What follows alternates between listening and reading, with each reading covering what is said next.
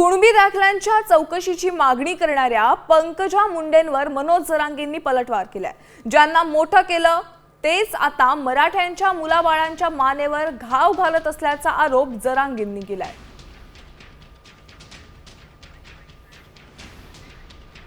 आतापर्यंत जे दाखले दिले आहेत त्याची श्वेतपत्रिका काढावी, त्या दाखल्यांच्या संदर्भामध्ये पडताळणी करावी, अशा प्रकारची ठाम भूमिका देखील आम्ही घेतलेली आहे।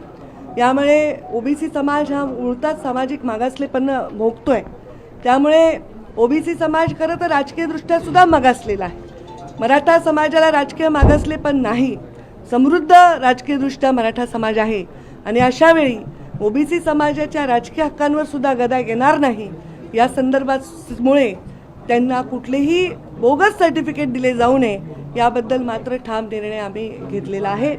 बरं झालं, याच्यातून किमान मराठ्यांचे तरी डोळे उघडतील की आपण ज्यांना मोठं करतो तेच आपले लेकरबाळ मोठे होताना त्यांच्या मानेवरती घाव घालतात। म्हणून ही सुद्धा मराठा समाज शुद्धीवर येणं खूप गरजेचं आहे आणि मराठ्यांनी आता रोख ओळखावा आणि जातच वाचवावी।